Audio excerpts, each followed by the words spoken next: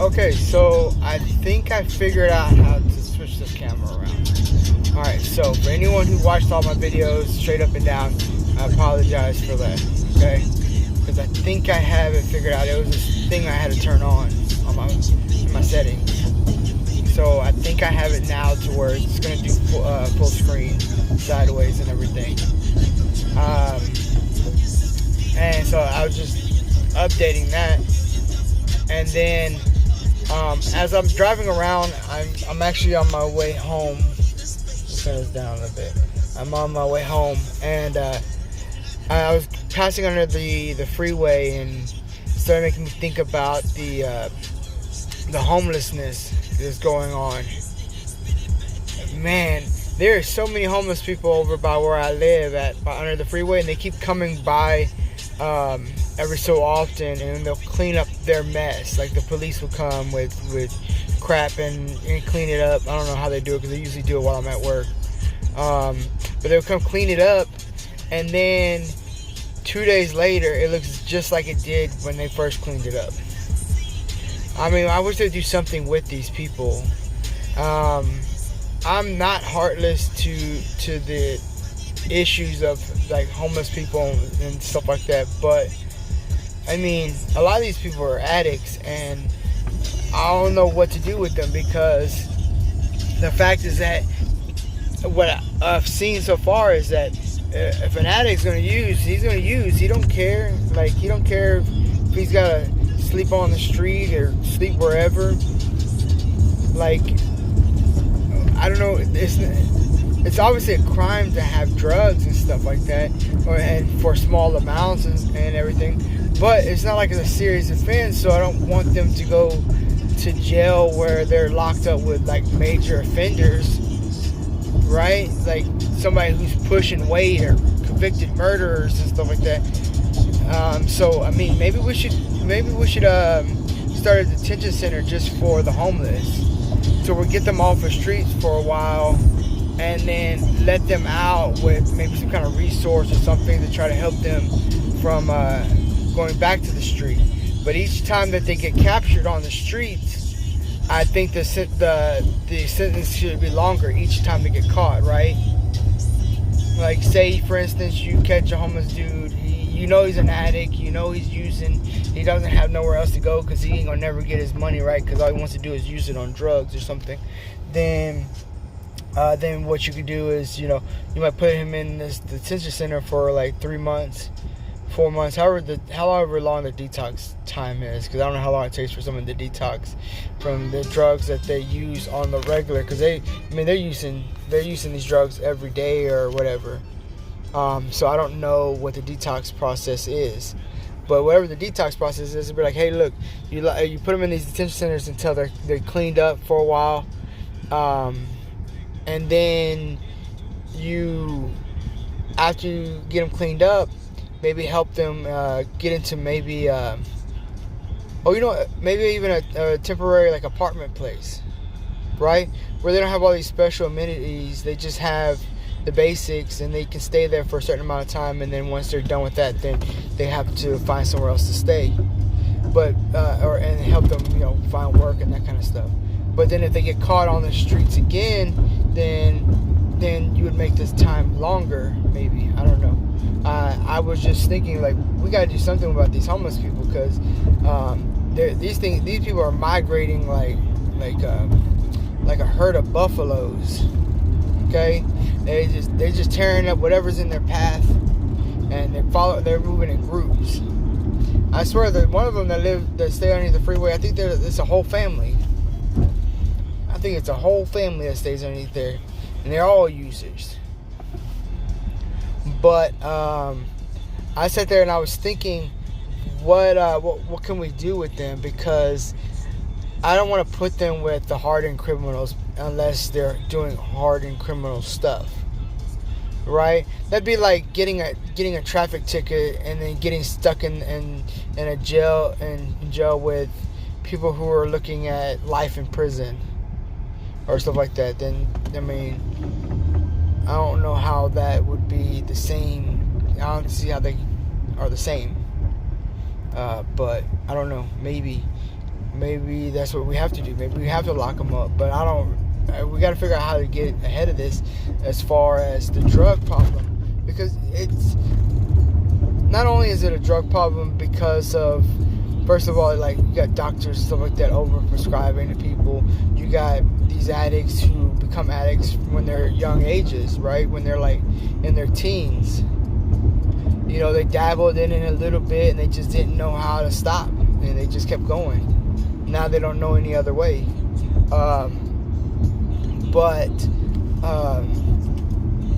And then also that it's a lack of responsibility, personal responsibility, because I remember when I was growing up, they would come to the schools and they would come around, or you see it on TV or whatever you see it on, and they would tell you what all these drugs would do to you and this and that. And there was always somebody who would be like very vulgar with whatever's going on. They'd be like, yeah, if you start smoking crack, you'll be sucking dick behind the back of a store for a 5-piece rock. Okay? Or they'd be like, you'll be selling your ass for an 8-ball. You know, so, and even with the weed, because they were like, okay, guys, you know, weed is the most common of all the drugs, and it's supposedly the safest one as far as that. And they would say, oh, it's a gateway drug and this and that. But I remember back in the day, they would say, hey, man, be careful who you smoke with, because some of these people were lacing that shit, so that they keep you coming back. And then and eventually that stuff isn't going to be strong enough, and you're going to upgrade to more potent stuff. So I sit there and I was just thinking back. It was like, hey, man, all these addicts, they all knew what the side effects of whatever drug they were getting into was going to be. You know what I mean? If I'm addicted to popping down Tylenol PMs, I know what the side effect of that is: sleepiness and death. Because eventually you're gonna pop down so many of them Tylenols that they're not gonna work. You're gonna have to pop down more and more and more. You got to keep increasing that crap. And see, I don't even take painkillers. I have to really be in some serious pain in order to take them. And I get migraines, and that shit sucks. Right? That sucks. It makes my stomach hurt. I feel nauseous. My eyes hurt. My whole head feel like it's going to explode. Every sound and light just aches, and like I said, I just want to throw up. And I would sit there and I go, when I would get home, and my wife would be like, hey, baby, you okay? And I'm like, yeah, you know, I got this headache. And she's like, you want something? I was like, nah, I'm just gonna go to sleep. Gonna go to sleep, because, you know, maybe it'll be gone when I wake up. You know, so I'm like, nah, you know, I don't want medicine. I went to the doctor, right, because my you know, I get cramps in my stomach for random reasons or whatever, right? And she's checking me out or whatever, and she's prescribed me some medicine, and I'm like, well, honestly, I don't really want any medicine. Just if you have some natural remedies or whatever that help my stomach or whatever, I'll do that. I'd rather do that, because I can't remember to keep taking this medicine. And plus, also, I don't want to be hooked on having to buy medicine all the time. I don't have to go every month to go buy more medicine. And that's not fixing the problem. That's just merely masking it or suppressing it for a while. You didn't really fix anything. Okay, so I got my, say for instance, my knee is messed up, okay? Like, I mean, when it hurts, okay? Hurts to stand, hurts to bend, hurts to climb, okay? I bite my upper lip and I climb the ladder.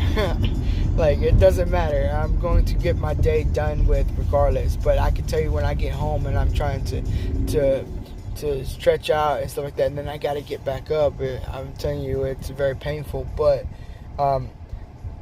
even then, I'm not taking down medicine and stuff like that. I don't want to have to use this stuff. Okay, not everybody has the same pain tolerance. But yeah, I was just thinking of the homeless people, man. You know, some of these people maybe had an injury, a back injury, or a knee injury, or a shoulder or hand or whatever, and they got prescribed some of these stronger medicines. Because I remember when I was younger as well, is that there was a time when had to see a shrink. Yeah, I know. I had to see a shrink when I was a kid because there was something wrong with me. I don't know what it is. I don't know if we figured it out. I don't know. But I couldn't sleep. Right? So they put me on these sleeping pills, right, to help me sleep at night. You know, I was having issues at school and this and that. And they were saying, oh, well, you know, he sleeps all day. Like, he sleeps, but at night he doesn't want to sleep. Or he's up all day and he still doesn't want to sleep at night. And so she gives me these sleeping pills, and honestly, I don't even know why I told her that they didn't work. I'm like, oh, they didn't work. So she ups the dose, and then I sat there, and then after the time passes and I'm out of pills and stuff like that, she says, so how are you sleeping? I said, well, I'm still having a hard time sleeping. I don't know what it is. And I'm like, I'm not tired. Well, I'm tired, but I'm not tired. And she was all like, she had upped it one last time, and after that one, she was just like, oh no, we have to stop. We gotta stop this. But they're so quick to up a dosage. And say, for instance, I like the feeling that I get from the little pain pill that they give me, and then all of a sudden they're like, oh, you know what? Hey man, this isn't working, and they up my dosage, or they up somebody's dosage. That's just going to make them more addicted to it, and then eventually that's not going to be enough, right? That's not going to be enough. That's like a smoker, right?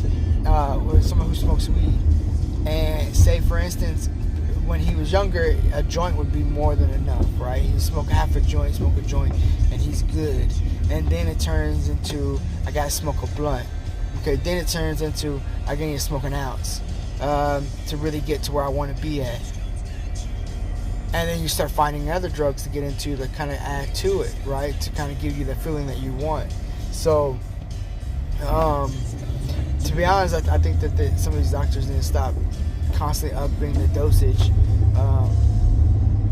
on some of these people and stuff like that. But I seen that they're cracking down on it. But these homeless people, man, there's so many of them. At least where I'm at, it's not as bad as like San Francisco or Seattle, Washington, or New York, or like hell, downtown Houston or stuff like that. At least it's not like that because it's so bad in those areas. And I just don't know what we can do as a community to get these people off the streets, because trying to get them to work ain't going to help because they don't want to work. And plus, these companies are going to want to hire an addict. What are they going to do? They're going to come into the job site, they're going to work one day and then quit, or they're going to they're going to get hurt because they're already fucked up or messed up, and then they're going to sit there and cost the company all this money and insurance and stuff like that. So they're not going to hire them. So you can't say, well, we're going to put them to work. And if we're locking them all up, then we're out overcrowding the jails with all these homeless people. And when they're still in jail using, and then they get out because they can only hold them for so long for certain types of sentences, right? If they haven't committed a certain crime, then they have to be released eventually. And then they get out still an addict when they went in. So it's the same kind of addict as when they went in. So and then they come out and they wallow around in the streets and do random stuff like that, and they keep it going. But I wish we could figure out a way what to do with these guys, you know, that's humane but yet effective. And see, this is what the politicians should be trying to fix.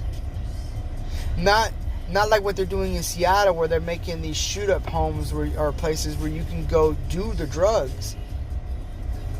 But I get that one of the videos that I watched was about how they think that the government is the one who's putting these drugs out in the streets to keep these people messed up like this, and that's the reason why they're not fixing it. It's because they're actually the lab rats to the government, right? The government wants to see what the effects of these particular drugs are going to have on the community. right? And then what they'll do is once they find out which type of drug has a certain outcome on the community, then they might try to find a way to dose the rest of the people that aren't taking these drugs, right? Put it in the water, put it in the food, put it in whatever. Okay, that's just the conspiracy side of me. I don't know. I got watch a lot of conspiracy stuff because that kind of stuff intrigues me, because I believe that in every conspiracy there's a little bit of truth, because it's the same thing as a lie. Every lie has a little bit of truth because you have to have a basis. You have to have something to base your information off of. You can exaggerate the truth, doesn't take away from the truth, right? Because it's the basis. So, it was just a quick video that I was going to do about the homeless people. And now that I think I have my screen figured out, that's going to be great, because that'll help me put the videos together in a better angle and stuff like that. And come on, y'all, man. Fucking son of a bitch, man. Roll up in the goddamn fucking way. Alright.